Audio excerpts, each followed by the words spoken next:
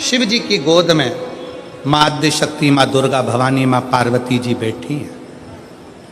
इस गोद में श्री कार्तिकेय जी बैठे हैं और पार्वती जी की गोद में श्री गणेश जी महाराज बैठे हैं। जरा स्मरण करिएगा, कभी यदि आपके सामने ऐसा कोई फोटो, ऐसा कोई चित्र व्हाट्सएप पर, सोशल मीडिया में आए तो इसमें संशय मत करना, इसको समझना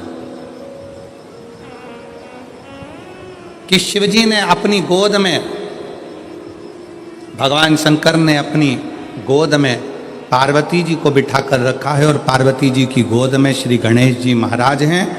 शिवजी की दूसरी गोद में, दूसरी जंघा पर भगवान श्री षडानंद कार्तिकेय जी विराज। और इस दर्शन को राजा चित्ररथ ने देख लिया। राजा चित्ररथ, और राजा चित्ररथ ने देखा, हंसने लगा। बताओ, जगत का पालनहारा, जगत का पिता और जगत धात्री माँ दुर्गा, जगत को चलाने वाला, जगत का देवता, जगत का देवाधिदेव महादेव और जगत जननी दुर्गा, ये कैसे बैठे? ये बैठे कैसे? महाराज,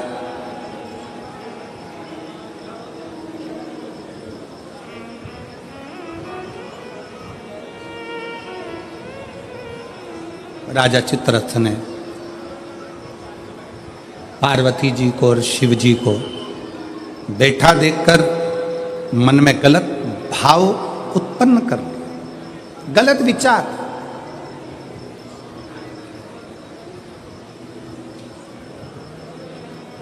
गलत सोच। किसी किसी को पूजन करते समय भी गलत गलत विचार आते हैं, किसी किसी को मंदिर जाते समय गलत गलत विचार आते हैं, किसी किसी को मंदिर में पूजन करते करते गलत गलत विचार आते हैं, किसी किसी को पूजन करते समय गंदगी दिखती है, गलत विचार आते हैं। स्त्री के बारे में, पुरुष के बारे में, उसकी अवस्था के बारे में, उसके नग्न स्वरूप के बारे में, उसकी चित्त वृत्ति में गलत गलत दृष्टियां आने लगती हैं। गंदा भोजन उसकी दृष्टि में आता है जब वो पूजन करने बैठता है, भजन करने बैठता। कई लोग हैं ऐसे, और जिनकी भी दृष्टि में इस तरह की अगर बातें आ रही हैं कि मैं पूजन करने बैठी हूँ, मेरी गलत सोच हो रही है, गलत विचार आ रहे हैं, इस चक्कर में वो पूजन करना बंद कर देती है, इस चक्कर में पूजन करना बंद कर देता है, मंदिर जाना बंद कर देता है कि मैं मंदिर जाऊँगा, गलत सोचने में आएगा, गलत दृष्टि में आएगा। गलत कर नहीं रहा है ना, उसने किसी स्त्री को गलत दृष्टि से देखा, ना उसने कभी किसी पुरुष को गलत दृष्टि से देखा, ना उसने कभी मांसाहार करा, ना कभी उसने मदिरापान करा, ना कभी उसने गलत काम किया। उसके बाद भी वो पूजन करने बैठा, वो अच्छी जगह पर बैठा और उसकी दृष्टि में गलत विचार आने लगे। कहीं मांस दिख रहा है, कहीं मदिरा दिख रही है, कोई स्त्री दिख रही है, कोई पुरुष दिख रहा है, कोई वस्त्र विहीन दिख रहा है, कोई ऐसा दिख रहा है, कोई गलत कृत्य में दिख रहा है, उसके विचार दृष्टि में वो आ रहा। और कई बार लोग परेशान हो जाते हैं कि गुरुजी ऐसा क्यों हो रहा है, हम तो अच्छा करने के लिए गए, हम तो मंदिर गए, हम तो भगवान के भजन करने के लिए गए, हम तो स्मरण करने के लिए गए, फिर हमारी चित्तवृत्ति में ये कैसे आ रहा है, हमारे सोच में ये कैसे आ रहा है, हमारे विचार में ये कैसे आ रहा है। और जब शिव पुराण कहती है राजा चित्ररथ की बुद्धि में भी यह गलत विचार आ गया था, केवल संसार के मनुष्य की बुद्धि में नहीं, राजा चित्ररथ की बुद्धि में भी यह विचार आ गया था। ये शिव महापुराण की कथा कर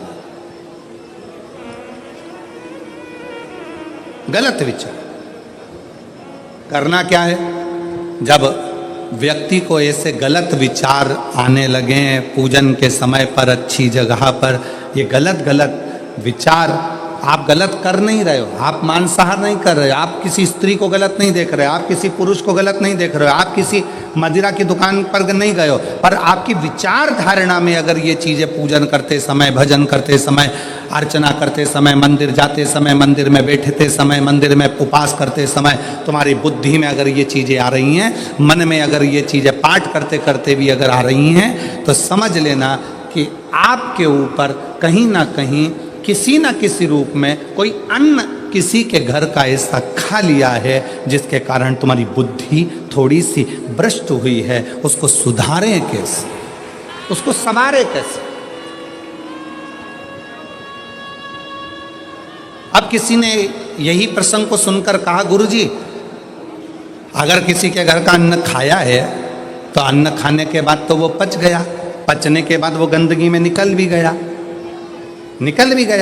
अब तो वो विचार आना बंद हो जाना चाहिए। अब तो 1 साल हो गया, 2 साल हो गया, 1.5 साल हो गया, 6 महीना हो गया, तो भी वही विचार आ रहा है। तो हमारा निवेदन है, भोजन करने के बाद भोजन पच जाता है, भोजन करने के बाद भोजन समाप्त भी हो जाता है, पर उस भोजन से जो रक्त की 4 बूंदें बनती हैं वो इस शरीर में दिन रात तुम्हारे मरते दम तक दौड़ती रहती है। शरीर में वो रक्त की बूंद चलती रहती है। इसलिए विचार 1 साल, 2 साल, 4 साल, 6 साल, 15 साल ऐसे चलते रहते हैं। उस विचारों को, गलत सोच को, गलत विचारों को, गलत दृष्टि को समाप्त कैसे करें।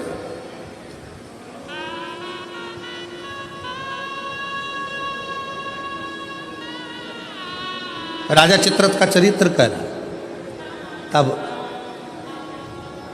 राजा चित्ररथ ने गलत विचार से पार्वती जी और शिव जी को देख लिया। गलत विचार से शिव जी कुछ नहीं बोले, कुछ, पर पार्वती मैया ने राजा चित्ररथ को श्राप दे दिया। श्राप। तो शिव जी का इतना बड़ा उपासक होकर, शंकर भगवान का इतना बड़ा भजन करने वाला, इतना भक्ति में डूबने वाला, इतना स्मरण करने वाला राजा चित्ररथ, तू शिव जी का इतना उपासक होने के बाद भी तूने माता और पिता को गलत भाव से देखा है, इसलिए तुझे असुर बनकर जन्म लेना पड़ेगा, राक्षस बनकर। फिर वो चित्ररथ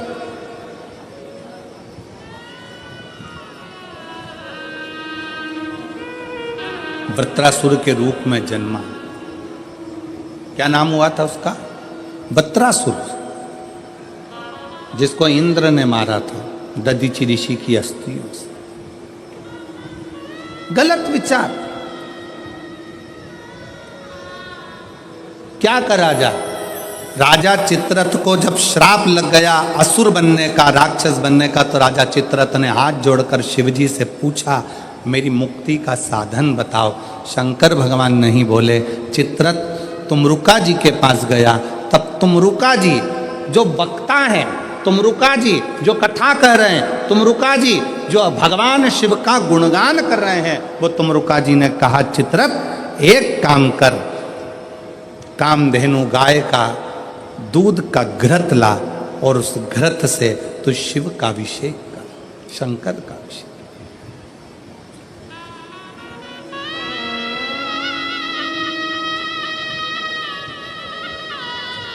मेरी जीजियों, मेरे जीजाओं, मेरी बेटियों, बेटाओं, मेरी माताओं, मेरे भाई, मेरे बांधव, अपने को भी अगर गलत विचार आते हो, पूजन के समय पर पाठ करते करते गलत जगह पर अपना मन जा रहा हो, तो 5 प्रदोष एक कटोरी में 1 चम्मच घी गाय का, देसी गाय का 1 चम्मच घी, 1 चम्मच भी ना हो तो आधी चम्मच घी, आधी चम्मच भी अगर घर में ना हो तो 2 बूंद घी, 2 बूंद भी ना हो तो देसी गाय का 1 बूंद घी अपनी हथेली में मध्य में लगाकर, जो शंकर भगवान का,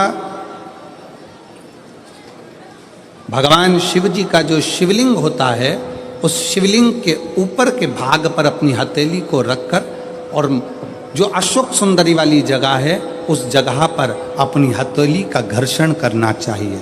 लगभग 5 प्रदोष अगर आपने कर लिया तो निश्चित है आपकी बुद्धि में कभी गलत विचार पूजन करते समय आएगा ही नहीं, और गलत दृष्टि की ओर जाओ।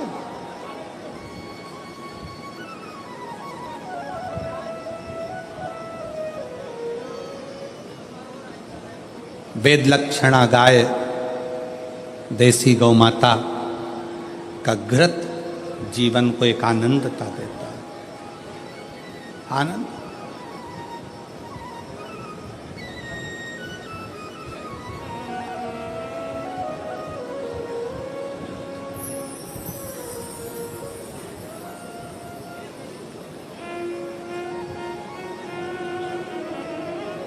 भारत के इतिहास में संसद भवन में बैठकर रात रात भर मंथन कर कर जो वक्फ बोर्ड बिल पर संशोधन किया गया, उसके लिए पूरे प्रशासन को बहुत बहुत साधुता, बहुत साधु। अब ये सब होने के बाद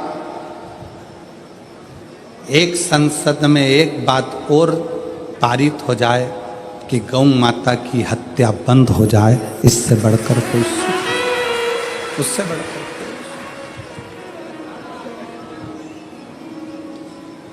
गौ माता का, देसी गाय का घृत, वेद लक्षणा गाय का एक बूंद घृत हाथ की हथेली पर लगाकर शिवलिंग के ऊपर और अशोक सुंदरी की जगह पर घर्षण करने से जो गलत विचार, गलत सोच, गलत दृष्टि, गलत भाव, ये समाप्त हो जाता,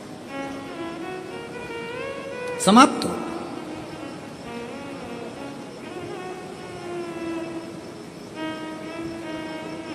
जिसने दिल से शिव की आराधना, राजा चित्ररथ ने पूछा है,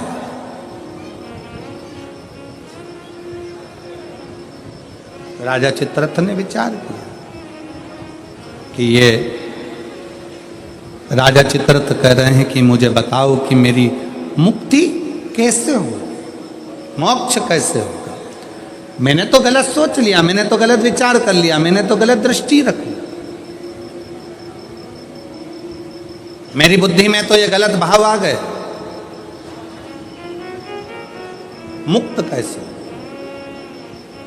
कल की कथा में कहा था, जीवन में कितना भी दुख आ जाए, कितनी भी तकलीफ आ जाए, कितना भी कष्ट आ जाए, उस ईश्वर को मत भूलो, ईश्वर को, शिव को मत।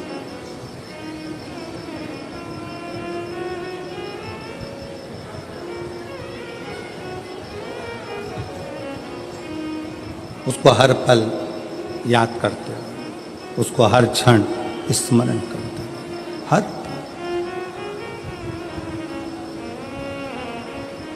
ओ भोले रे तेरे बिना भी क्या जीना, ओ बाबा रे तेरे बिना भी क्या जीना। फूलों की कलियों में, काशी की गलियों में, फूलों की कलियों में, काशी की गलियों में, तेरे बिना कुछ कहीं ना, तेरे बिना भी क्या जीना, ओ बाबा रे तेरे बिना भी क्या जीना, ओ शंभू रे तेरे बिना भी क्या जीना। फूलों की कलियों में, काशी की गलियों में, फूलों की कलियों में, काशी की गलियों में, तेरे बिना कुछ कहीं ना, तेरे बिना भी क्या जीना, ओ बाबा रे तेरे बिना भी क्या जीना, ओ शंभू रे तेरे बिना भी क्या जीना। उस शिव की हर पल याद करते रहो, हर घड़ी।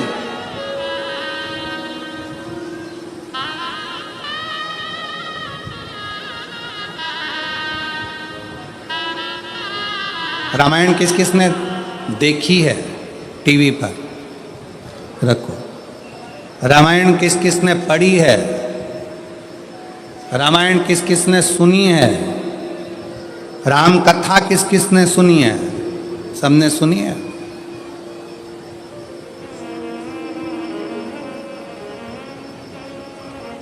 राम जी पर ऐसा कौन सा दुख था जो नहीं आया?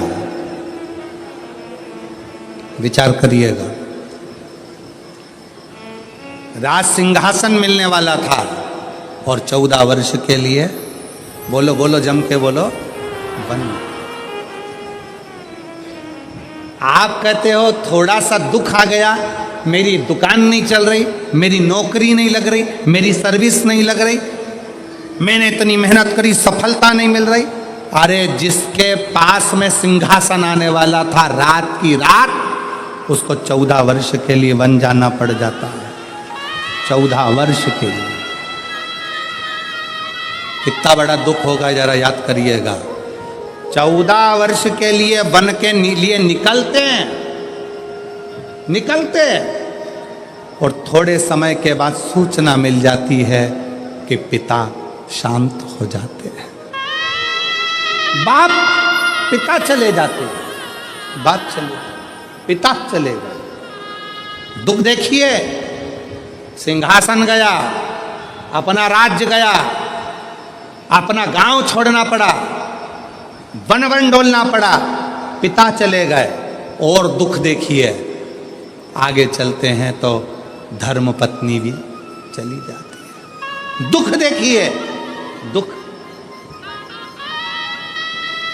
आप एक एग्जाम पास नहीं करते हो, माँ बाप ने आपको पाल पोस कर बड़ा करा और एक एग्जाम पास नहीं कर पाए, कोचिंग करने गए थे पुणे, कोचिंग करने गए थे कोटा, कोचिंग करने के लिए गए थे दिल्ली, कोचिंग करने गए थे मुंबई, कोचिंग करने के लिए गए थे लातूर, कोचिंग करने गए थे हैदराबाद। एक सब्जेक्ट नहीं निकल पाया, अंदर से टूट गए। और 20-25 साल के बेटे होकर, बेटी होकर, 25 साल के बेटा बेटी होकर रस्सी बांधकर सुसाइड कर लेते हो, जहर की पुड़िया खा लेते हो, पानी में डूबकर मर जाते हो। विचार करना, उस परमात्मा की जिंदगी में कितना दुख आया, हिम्मत नहीं हारी, आखिरी तक संघर्ष करते रहे तो आखिरी में अयोध्या के राजा बनकर विराजमान हो गए। और आज के बेटा बेटी, जरा सा पति ने कुछ कह दिया, बहू का मुख खुल गया, जाकर मायके बैठ गई, अदालत में केस लगा दिया। हाँ, इतना दुख दे रहे हैं, मेरी सास इतना दुख दे रही है, मेरे घर के लोग इतना दुख दे रहे हैं, मेरे परिवार वाले इतना दुख दे रहे हैं। अरे भगवान से प्रार्थना करना कि बहुत अच्छे लोग मिले हैं, ना जाने किस्मत में और कितना दुख लिखा होगा। दुख चाहे यहाँ लिखा वहाँ लिखा, उसको भोगना तो पड़ेगा, भोगना। अब ईमानदारी से बोलो, इतनी कथा तो आपने सुन ली, आपको भी अपने दुख के समय पर ढेर सारे महाराज मिलते हैं, ढेर सारे लोग मिलते हैं और आप सबसे कहते हैं मेरा हाथ देखकर बता दो मेरा भाग्य क्या कह रहा है, मेरी पत्री का देखकर बता दो मेरा भाग्य क्या कह रहा है, मेरे घर का ग्रह क्या कह रहा है, मेरे जीवन में इतना दुख है। तुमसे ज्यादा राम जी को मिले थे गुरु विश्वामित्र जैसे, वाल्मीकि जैसे, गुरु बाबा, ढेर सारे आंत्री जैसे बड़े बड़े तपस्वी गुरु मिले थे। राम जी ने एक से भी नहीं कहा कि मेरा हाथ देखकर बताना, कि मेरी किस्मत देखकर बताना। राम जी ने केवल एक बात कही कि समय मिल जाए तो मुझे कथा सुनाना, अगर मैं कथा सुनूंगा तो मेरी व्यथा समाप्त होती चली जाएगी, इसमें मेरी प्रतिष्ठा है। राम जी ने इतने बड़े बड़े विद्वान मिले पर हाथ नहीं दिखाया, राम जी ने इतने बड़े बड़े विद्वान मिले पर अपनी पत्रिका नहीं दिखाई, राम जी ने इतने बड़े बड़े विद्वान मिले, किसी से नहीं पूछा कि मेरा दुख कैसे कटेगा, मेरी पत्नी चली गई, मेरा पिता चले गया, राज सत्ता चली गई, दर दर भटकना पड़ रहा है, 14 साल ठोकरें खा रहा हूं, मेरा भाग्य कैसे बनेगा। राम जी ने किसी से नहीं पूछा। जितने संत के दरवाजे पर राम जी जाते थे, हाथ जोड़कर संत पूछते थे क्या सेवा करें राघव, आपको क्या कहें। राम जी कहते थे बस कथा सुना दो, कथा सुना दो। क्यों? क्योंकि राम जी जानते थे दुनिया की सारी व्यथा केवल शिव कथा ही काट सकती है, इसके सिवा कोई नहीं काट सकता। आप कथा कहो मुझे। जितने संत मिलते थे वो कथा कहते थे, कथा सुनते थे राघव, कथा श्रवण करते थे राघव, और अपने पथ पर चलते चलते पार्थिव शिवलिंग का निर्माण करते थे राघव। भारत की भूमि पर अयोध्या से लेकर लंका तक भारत सरकार ने राम पथ गमन बनाया है। पूरे राम पथ गमन पर चलकर देखिए, जितने राम पथ गमन पर राम जी के मंदिर नहीं मिलेंगे, जितने राम पथ गमन पर हनुमान जी के मंदिर नहीं मिलेंगे, जितने राम पथ गमन पर किसी देवता के मंदिर नहीं मिलेंगे, उतने राम पथ गमन पर केवल शंकर के मंदिर हैं। क्योंकि राम जी जहाँ रुकते थे वहाँ शिव का निर्माण करते थे, राम जी जहाँ रुकते थे वहाँ शंकर का निर्माण करते थे। क्यों? क्योंकि उनको मालूम है कि व्यथा मिटाने के लिए शिव की कथा बहुत जरूरी है, और शिव की कथा अगर हमारे अंदर आ गई तो व्यथा मिट जाएगी। और वही आज कथा कर रही है। आज शिव महापुराण की कथा क्या कर रही है? ये लाखों की भीड़, पंडालों में जगह नहीं है। आज कम से कम 11 लाख के ऊपर लोग होंगे, 11 से 12 लाख के ऊपर इस शाहदा की भूमि पर भक्त होंगे। पंडालों में जगह नहीं, गाड़ियों पर चढ़े हुए हैं, कहीं कहीं चढ़े हुए हैं, जगह कहीं नहीं पूरे पंडाल के अंदर। और इतनी भीड़ आज क्यों बैठी है?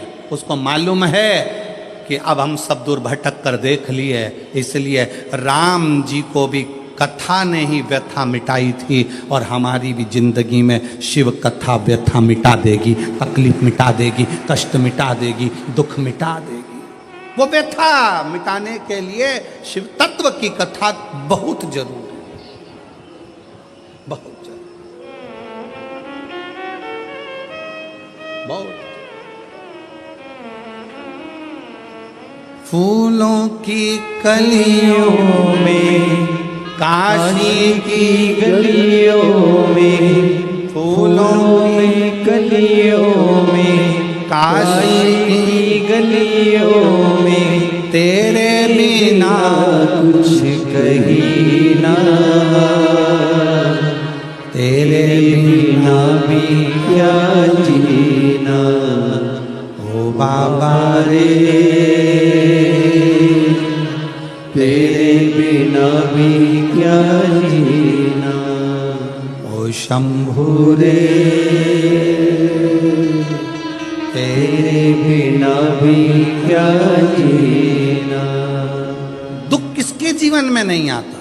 अच्छी दुकान चलते चलते बंद हो जाती है, फैक्ट्री चलते बंद हो जाती है, व्यापार चलते बंद हो जाता है, परिवार टूटने की कतार पर आ जाता है, भाई भाई का द्रोही हो जाता है, परिवार नाते रिश्ते कुटुंब कबीले सब बुरे होते चले जाते हैं। जब दुख आता है सब साथ छोड़ जाते हैं। उस दुख में ये विचार मत करना कि मुझे सुसाइड करना है, मरना है, या ये करना है या वो करना है। नहीं, दुख का सामना करना, सामना।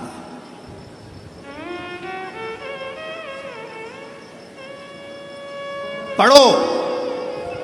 जितने मेरे बेटा बेटी बैठे हैं उनसे निवेदन है, मेरी बहनों से, मेरी जीजियों से, मेरी बेटियों से खूब पढ़ाई करो। तुम्हारे पापा ने, तुम्हारी मम्मी ने तुम्हारे से बहुत आस लगाई है। घर के लोग तो मना कर रहे थे कि बेटी को बाहर मत भेजो, पर तुम्हारे पापा ने जिद कर कर, माँ भी मना कर रही थी मत भेजो, आज का माहौल ठीक नहीं है।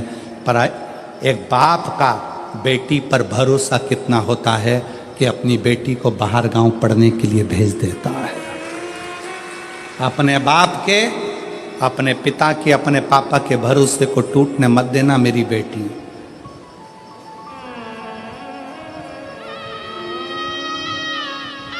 मेरे बेटा, तुम्हारे पापा की जेब में इतना पैसा नहीं है कि तुम्हें बड़े बड़े कोचिंग सेंटर भेजे, बड़ा बड़ा डिप्लोमा कराए, बहुत अच्छे शहर में पढ़ने भेजे, बहुत अच्छा कॉलेज, बहुत अच्छा स्कूल में एडमिशन कराए, तुम्हारे पापा की जेब में इतना पैसा नहीं है, पर मेरे बेटाओं याद रखना, तुम्हारा पापा ना जाने कहाँ से मेहनत कर कर तुम्हारा पिता ला ला कर तुमको पढ़ा रहा है, तुम्हें मंजिल तक पहुँचा रहा है।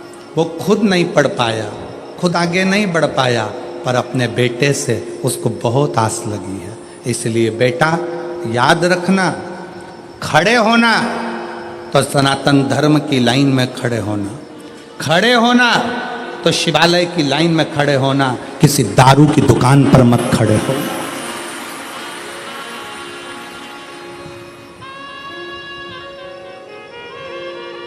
जब नवयुवक बेटा बेटी किसी दारू की दुकान पर खड़े दिखते हैं लाइन लगाकर, उनको देखकर दिल दुखता है कि पापा ने कितना पैसा खर्च कर कर पुणे पढ़ने के लिए भेजा है, बाहर गांव विद्या अध्ययन के लिए भेजा है।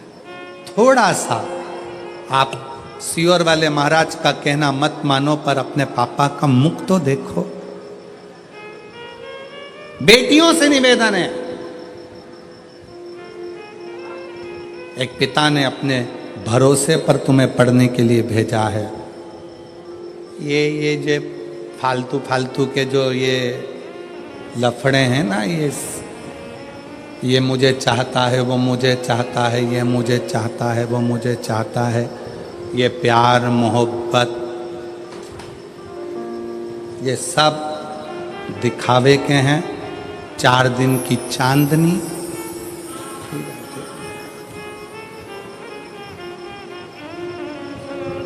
जो कहता है मैं तुझे रानी बना कर रखूंगा, घर लाते से ही नौकरानी बना देता। इसलिए सावधान, सावधान, सावधान। अपने पिता के अरमानों को टूटने मत दो। किसी आड़े टेढ़े नत्थु खेरे की ओर तुम्हारी दृष्टि ना जाए। अपने अरमानों को, अपने पिता के अरमानों को ध्यान रखो। गलत सोच जा रहा है, गलत दृष्टि जा रही है, गलत जगह अपना मन जा रहा है, तो देसी गाय का घृत थोड़ा सा हाथ में लगाकर, भले 1 चम्मच ना हो, 1 कटोरी ना हो, आधी चम्मच भी ना हो तो 2, आधी चम्मच ना हो तो 2 बूंद ना हो तो 1। जैसे संत कहते हैं ना, 24 घंटा भजन करो, 24 घंटा नहीं कर पाओ तो 12 घंटा करो, 12 घंटा भजन नहीं कर सकते तो 6 घंटा करो, 6 घंटा भजन नहीं कर सकते तो 3 घंटा करो, 3 घंटा भजन नहीं कर सकते तो 1.5 घंटा करो, 1.5 घंटा नहीं कर सकते तो 1 घंटा, 1 घंटा भगवान को याद नहीं कर सकते तो आधा घंटा करो, आधा घंटा भगवान का भजन नहीं कर सकते तो 15 मिनट, 15 मिनट नहीं कर सकते तो 5 मिनट, 5 मिनट नहीं कर सकते तो 2 मिनट, 2 मिनट भगवान का भजन नहीं कर सकते तो 1 मिनट, और 1 मिनट में भजन नहीं कर सकते तो चुल्लू भर पानी में डूब मरो।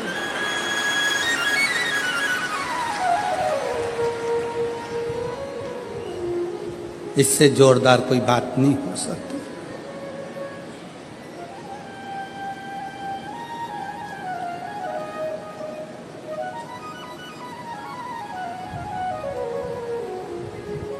कितनी 20 दिन की तैयारी देखो आप। मैं पांडवी जी को, माननीय विधायक महोदय जी को और उनकी पूरी समिति को धन्यवाद देता हूँ, बहुत बहुत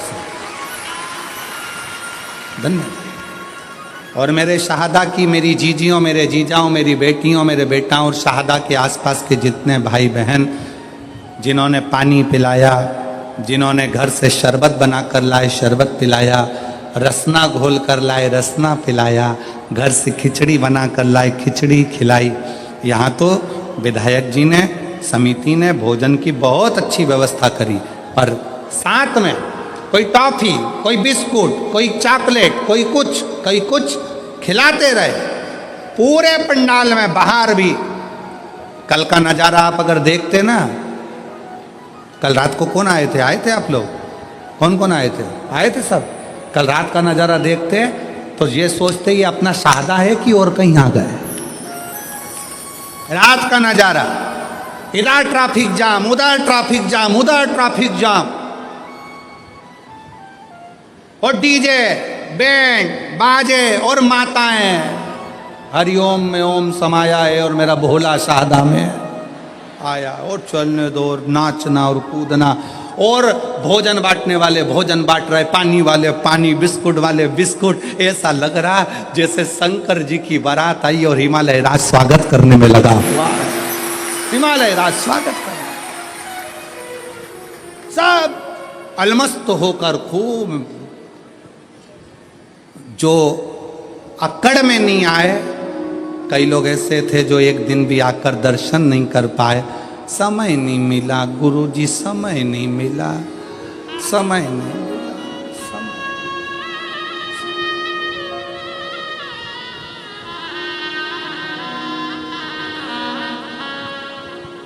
अरे भाई,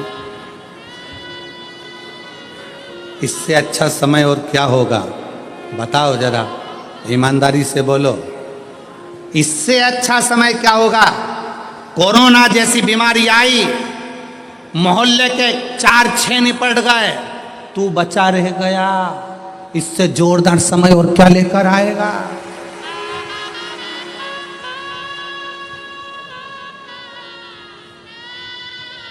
तू बचा रह गया, और जिसमें बीमारी थी, शुगर थी, बीपी था, थायराइड था, सब बीमारी थी, और चाहता तो कोरोना तुझे चिपक जाता। पर शंकर जी ने कहा रहने दे, सादा में कथा सुनेगा, काम आता बच्ची करे इसके लाके, रहने दे इसके नीचे। और उसके बाद भी क्या समय नहीं मिला, तो भगवान ने भी कह दिया ठीक है। इतनी जोरदार कथा का आनंद नहीं ले पाया, समय नहीं मिला। मैंने तुझे कोरोना से बचाया इसलिए था कि सादा में जब विधायक जी कथा कराए तो आ जाना, तुझे बोले कौन? अरे भाई, मौका मिले, क्रिकेटर भी इंतजार करता रहता है कि बस ऐसी गेंद आने दो, ऐसा छक्का लगाऊंगा कि बाउंड्री पार। इंतजार करता है क्रिकेटर भी। ये बल्ला लेकर खड़ा है, और पीछे वाला विकेट कीपर जो पीछे खड़ा है, बिल्कुल नज़दीक में, पूरी फील्ड में बल्ले वाले को टेंशन किसी से नहीं रहता, पास वाले से रहता है। उसी तरह सावधान, तुम्हें बर्बाद करने वाला कोई दूसरा नहीं होगा, तुम्हारे पास वाला ही होगा।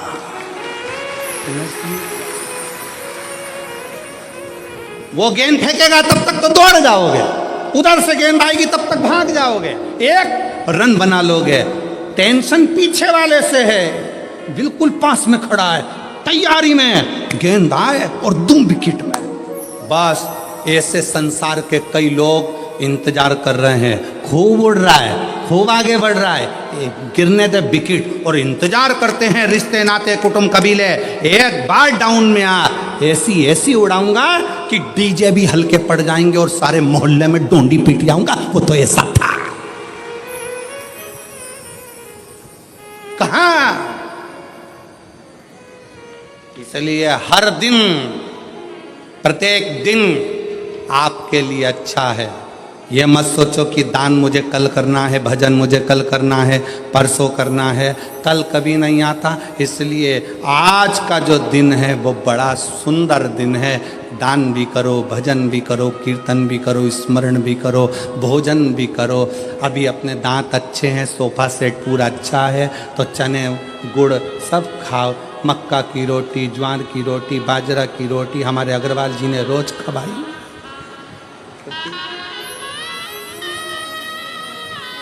तीन बहुएं अग्रवाल जी की, और तीनों कंपटीशन में लगी रहती थी। आज मैं ये बनाऊंगी, वो दूसरी के आज मैं बनाऊंगी, तीसरी के मैं बनाऊंगी, तीनों लगी रहती।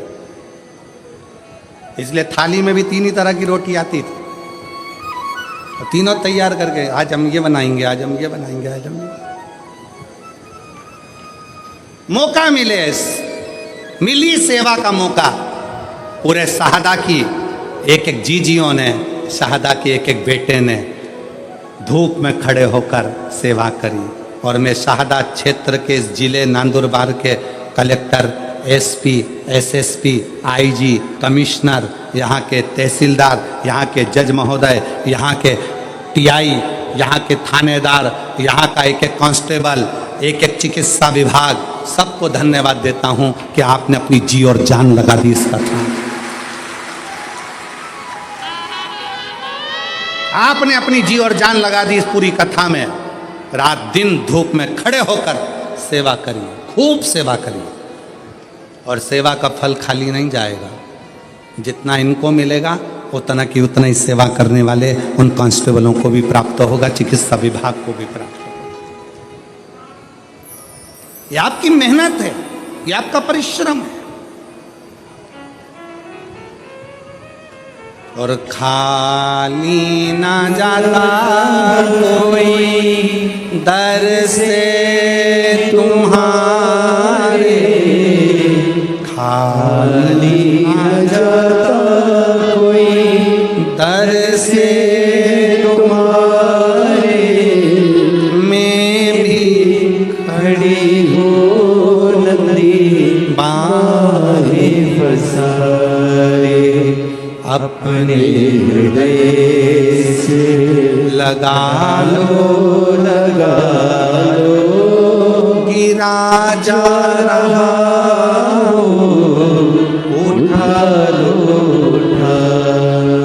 भोले अपने दर से अब तो लगा लो, गिरी जा रही हो, उठा लो। एक विश्वास चित्ररथ ने पूछा, शिव महापुराण की कथा कहती है, राजा चित्ररथ का चरित्र कहता है, मैंने गलत दृष्टि से सोच लिया, मैंने गलत दृष्टि से विचार कर लिया, मैंने गलत दृष्टि से देख लिया, इसलिए अब मैं कैसे शिव को रिझाऊं, मुझसे पाप हो गया, पाप कर्म हो गया। कथा में कहा था,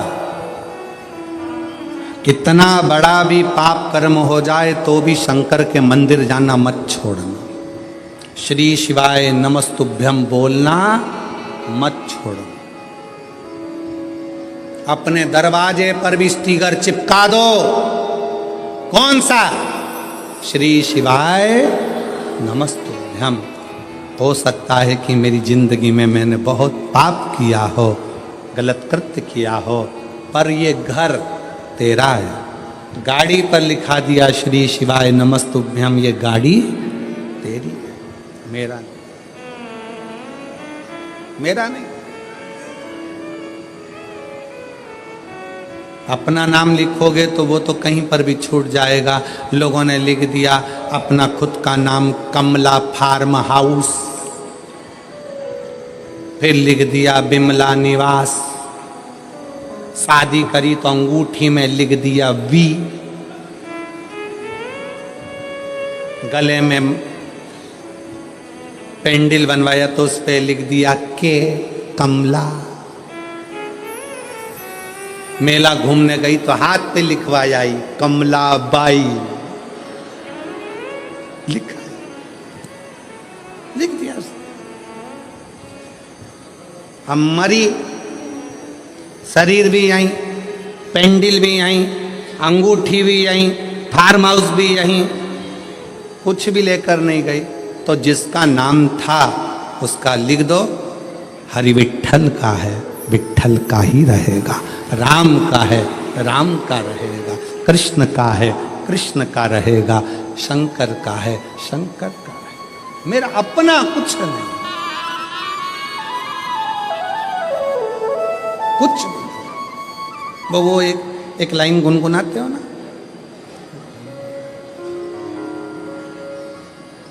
भंवरे ने खिलाया फूल फूल को ले गया,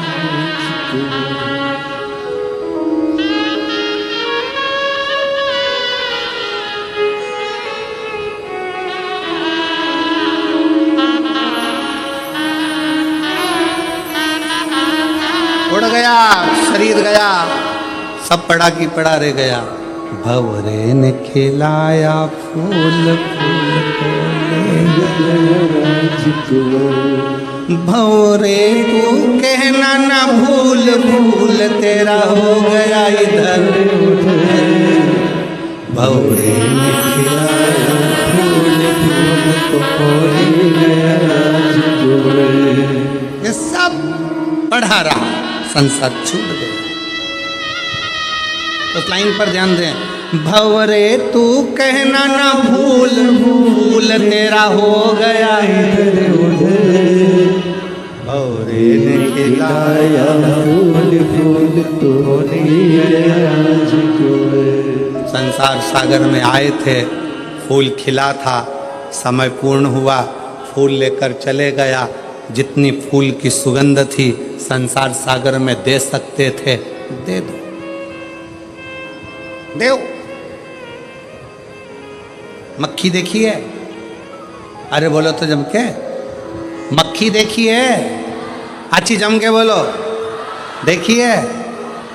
अच्छा, शक्कर पर बैठती है ना, गुड़ पर बैठती है, मिठाई पर बैठती है ना। रात के समय पर शक्कर का डिब्बा खोल कर रख दो, रात के समय पर गुड़ का डिब्बा खोल कर रख दो, रात के समय पर गुलाब जामुन खोल के रख दो, रात के समय पर रसगुल्ला खोल के रख दो, मक्खी आएगी? नहीं। मक्खी बहुत समझदार होती है। रात में मक्खी कभी नहीं आती, दिन में आती है। इसलिए मक्खी दिन में शक्कर के डब्बे के पास आती है, मक्खी दिन में गुड़ के पास आती है, पर मक्खी रात में नहीं आती। और यही शिव महापुराण की कथा कहती है, जब आपके दिन अच्छे होते हैं तो कोई तुम्हारे दरवाजे पर हाथ फैलाने आता है, अंधेरे में कोई नहीं आता। जब बुरे दिन होते हैं तब कोई नहीं, कौन आएगा? मक्खी दिन में आती है शक्कर खाने, मक्खी दिन में आती है गुड़ खाने। रात के समय डब्बा खोल के रख दो, मक्खी नहीं आएगी। आपके अच्छे दिन हैं तो लोग आएंगे, काका जी हमारे को जरा बेटे की फीस जमा करना है, भैया भूख लगी है, दादा प्यास लगी है। आपके दिन है इसलिए आ रहा है। आपके दिन नहीं होंगे ना, रात होगी ना, कोई नहीं आएगा। जब आपके पास में कुछ नहीं होगा, कौन मांगने आएगा? कौन रिश्तेदार, कौन नातेदार, कौन कुटुंब, कौन मोहल्ला, कौन आएगा? दिन है तो लोग आ रहे हैं। अगर आज कोई तुम्हारे को कुछ कह रहा है, सुनो, क्योंकि आज आपका दिन है। कोई आपसे मांग रहा है तो समझ लेना कि आज आपका दिन है कि लोग आपसे मांग रहे हैं। मक्खी दिन में आती है, रात में नहीं। उसी तरह अपने भी अगर कुछ मांगने आते हैं ना, जब तुम्हारे पास कुछ होता है तो आते हैं, नहीं तो कौन आएगा? किसके आएगा? राजा चित्ररथ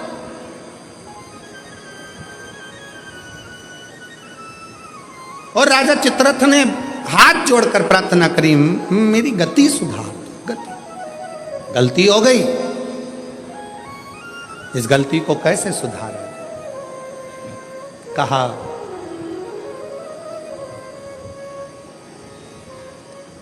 एक दिन भूलवश, यदि भूलवश बेल पत्र के वृक्ष की मिट्टी मस्तक चढ़ जाएगी, उस दिन तेरी गति सवर जाएगी, गति सवर जाएगी, तेरा दुख समाप्त, दुख मिट जाएगा। महाराज शिव कथा कह रही है, भगवान शंकर का चरित्र कह रहा, शिव पुराण कह रही है। बृहस्पति बाबा का अपमान इंद्र की सभा में हो गया। देवगुरु बृहस्पति का अपमान। राजा इंद्र इतनी सत्ता में डूबा हुआ था, इतने वैभव में डूबा हुआ था, इतने आनंद में डूबा हुआ था कि गुरु भी आए तो सम्मान नहीं कर पाए।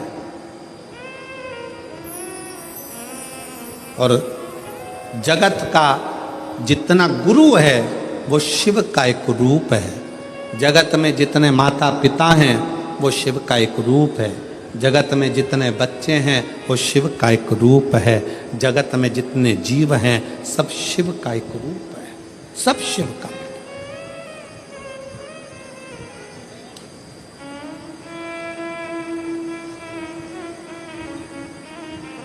देवगुरु बृहस्पति जी का अपमान हो गया, चलेगा। विश्वरूप जी को गुरु बना लिया इंद्र। 3 मुख, तीनों से भाग देना। क्रोध आ गया इंद्र को, तलवार उठाकर इंद्र ने विश्वरूप जी का सिर काट दिया। ब्राह्मण हत्या माथे चढ़ गई। उस ब्राह्मण की हत्या को क्या करूं? ब्राह्मण हत्या जब माथे चढ़ी तो कमल की डंडी के अंदर जाकर छुप गए। कमल की डंडी के अंदर इंद्र छुपे।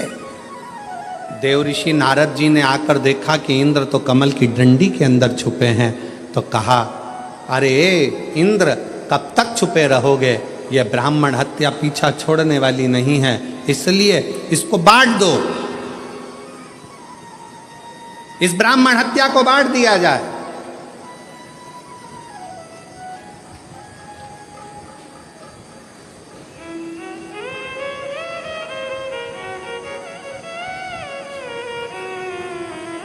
पाप कैसे बंटता है?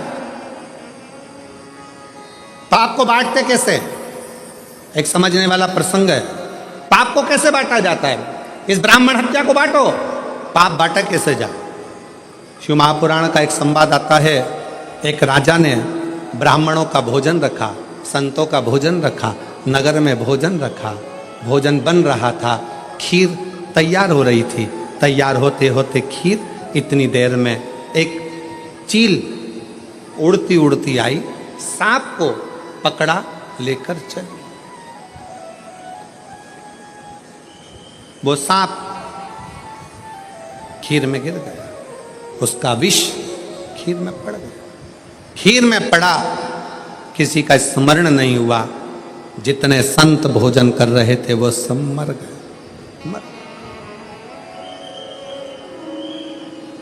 प्राण छूट गए। धर्मराज के यहां केस पहुंचा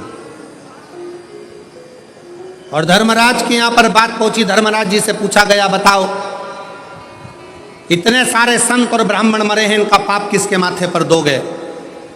चील अपना पेट भरने के लिए भोजन ले जा रही थी, उसको सांप खीर में गिरा, उसको जो भोजन बना रहा था उसको, या जो भोजन करा रहा था उसको, या राजा जिसने भोजन ब्राह्मणों को खिलवाया उसको, जिसने निमंत्रण दिया था। धर्मराज मौन होकर बैठ गए। समय आएगा तब इस पाप को किसके माथे पर चढ़ाना है वो बता दिया जाए। ये ब्राह्मणों के मरने का पाप किसके माथे पर देना है, समय आएगा तब बता दिया जाएगा। इंतजार किया गया। इंतजार करते करते नगर की एक महिला ऐसी थी, एक स्त्री ऐसी थी जो दिन रात राजा को कोसती थी। बताओ कैसा खोलला राजा है, इतने बामनों को खा गया, ब्राह्मणों को खीर खिला दी, ब्राह्मण मर गए, संत मर गए, संत मर गए, राजा ऐसा, राजा वैसा, राजा ऐसा, राजा वैसा, खूब कोसती। अब फिर धर्मराज से पूछा, अब बताओ कि ब्राह्मणों के मरने का, संतों के मरने का पाप किसके माथे पर रखना है? तो धर्मराज ने कहा, जो ये स्त्री राजा की निंदा कर रही है ना, गालियां दे रही है ना, इसी के माथे पर ये पूरा की पूरा पाप चढ़ा दिया जाए। पूरा पाप, पूरा पाप। ऐसी गलती हम लोग भी करते हैं। ऐसा नहीं कि नहीं करते। मंदिर कोई पूजन करने जा रही है ना, कोई मंदिर में अगर 1 लोटा जल चढ़ाने जा रही है ना, कोई मंदिर में दिया लगाने जा रही है ना, कोई पशुपतिनाथ का व्रत करने जा रही है, कोई प्रदोष का दर्शन करने जा रही है, कोई मंदिर में झाड़ू लगाने जा रही है, कोई मंदिर में सफाई करने जा रही है, तो कई माताएं उस पर ताना कसती हैं, ये चली सती सावित्री। ये देखो, ये चली, इतनी बंठन के जाने की जरूरत क्या है? मंदिर जा रही। ऐसा ना जाने कितने कितने लोग दिन भर बैठे बैठे दुकान पर, व्यापार में, ना जाने कहाँ मंदिर जाने वालों को, कथा में जाने वालों को, सत्संग में जाने वालों को कोसते रहते हैं, और उसके जीवन का सारा पाप उसके माथे चढ़ जाता है और उसका पुण्य समाप्त होते चले जाता है। अच्छा कहो, वाणी ऐसी बोलिए, जम के बोलो जरा, जो मन का आपा खोए। फिर से बोलो, वाणी ऐसी बोलिए जो मन का आपा खोए। पर आज के जमाने में वाणी ऐसी बोलिए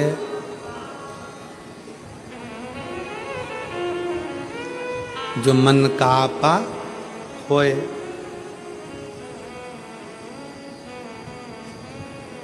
सोच समझकर, विचार कर कर अच्छा बोलने का प्रयास करो। अच्छा,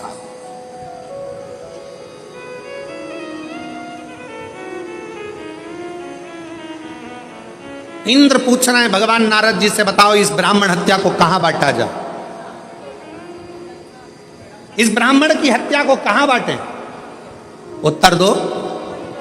देव ऋषि नारद ने कहा कि ये काम करो, पृथ्वी के पास जाओ। पृथ्वी, हमसे ब्राह्मण हत्या का अंश ले लो।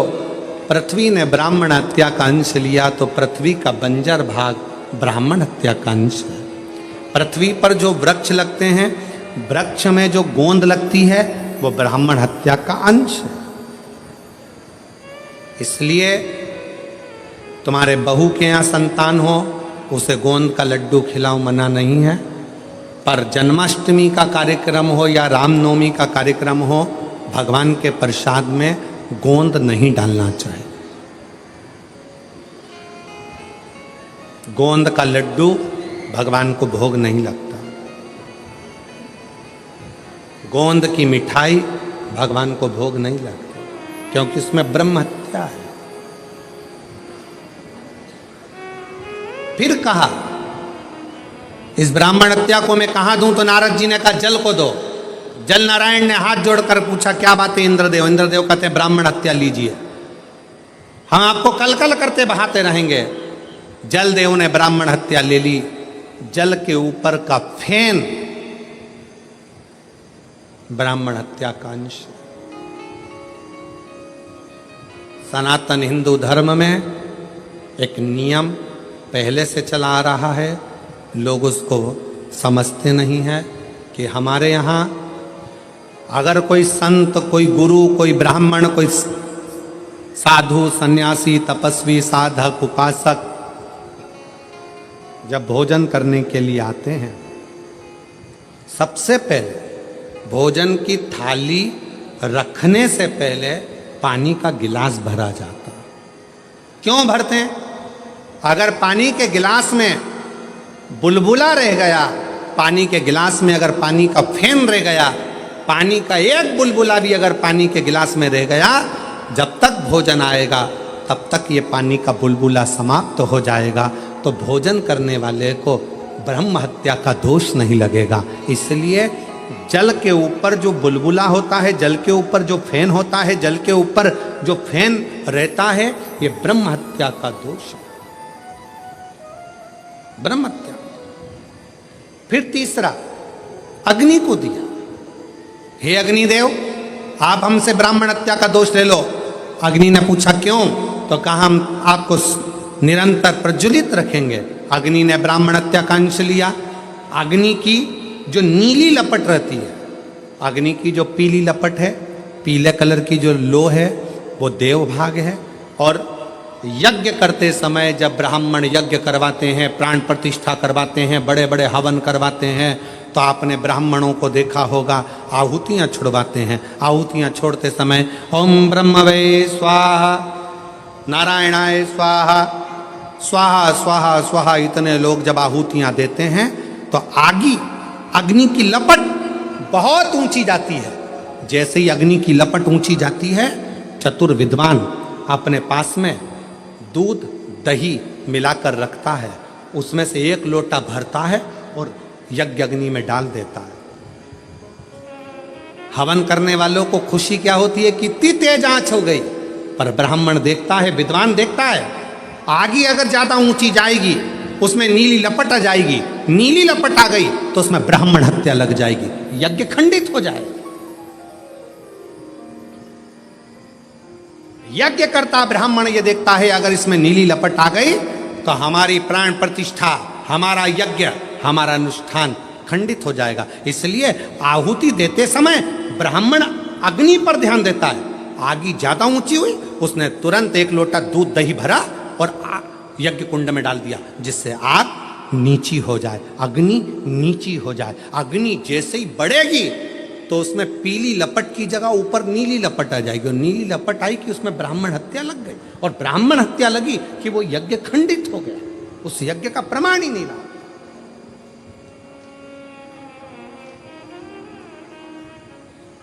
सीमित अग्नि, अग्नि को दिया ब्राह्मण हत्या का अंश।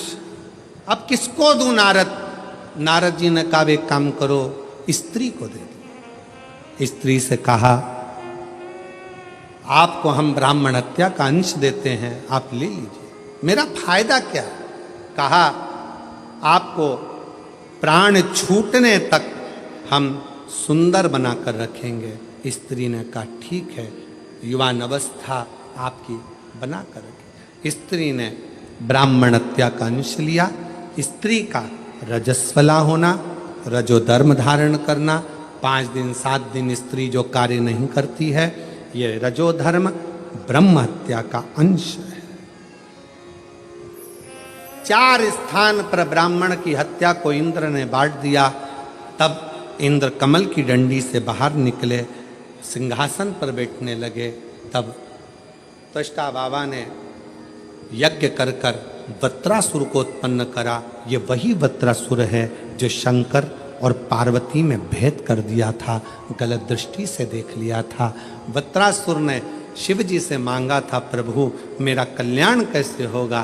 कहा दधीचि ऋषि जो मेरे उपासक हैं, जिनका बेटा पिपलाद जनमानस का कल्याण करेगा, वो दधीचि ऋषि मेरे सिवा किसी को नहीं भजें। उन दधीचि ऋषि की अस्थियां, हड्डियां तुम्हारे शरीर पर लगेगी और तुम्हारा कल्याण हो जाएगा। वत्रासुर के साथ में इंद्र का युद्ध हुआ। इंद्र हारने लगे। गुरु जी के पास गए, गुरुदेव बताओ नारद जी किससे युद्ध लड़ूं, कैसे लड़ूं, कैसे जीतूंगा? कहा दधीचि ऋषि के पास जाओ, दधीचि बाबा से अस्थियां मांगो। भारत की भूमि के वो संत दधीचि ऋषि जिन्होंने बिना सोचे समझे अपनी अस्थियों का दान दे दिया, मांस पूरा खत्म हो गया, हड्डी हड्डी दधीचि ऋषि को दे दी। दधीचि ऋषि ने इंद्र को दे दी। इंद्र ने विश्वकर्मा जी को बुलाकर शस्त्र बनवाए। उस शस्त्र से वत्रासुर के साथ में युद्ध हुआ। दधीचि ऋषि की हड्डी का स्पर्श, दधीचि ऋषि की हड्डी का स्पर्श, एक शिव भक्त की हड्डी का स्पर्श जब वत्रासुर जैसे असुर को हो जाता है, तो वत्रासुर भी अपने प्राण त्याग कर शंकर के धाम में कैलाश में जाकर विराजमान हो जाता है। कैलाश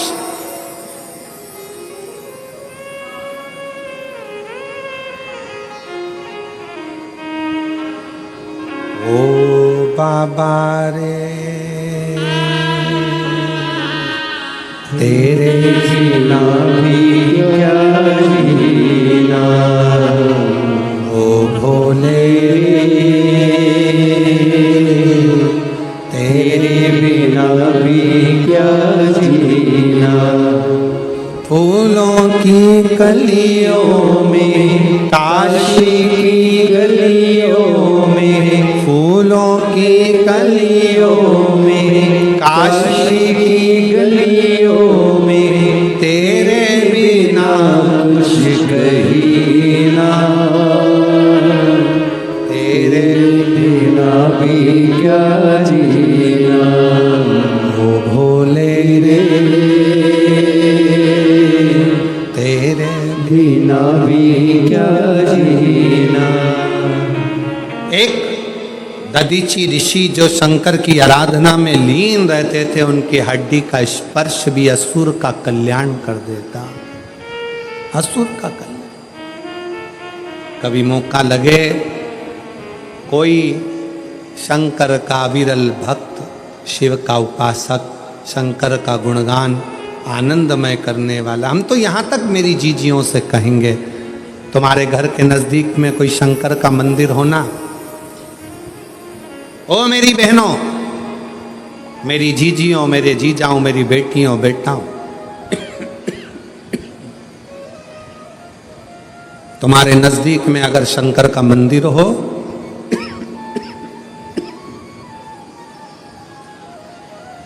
तो उस शिव मंदिर में सोमवार के दिन, प्रदोष के दिन यदि कुछ लोग एकत्रित होते हों, भजन करते हों, कीर्तन करते हों, कुछ नहीं तो अपने घर से एक बाल्टी में पानी भरकर उनको पिला कर आ जाया करो। पानी नहीं हो तो थोड़ी खड़ी शक्कर ले जाया करो, थोड़ा गुड़ ले गए, उनका मुख झूठा करा दिया करो। क्यों? क्योंकि शिव भक्त के शरीर की हड्डी का स्पर्श भी राक्षस को हो गया, वो तर गया।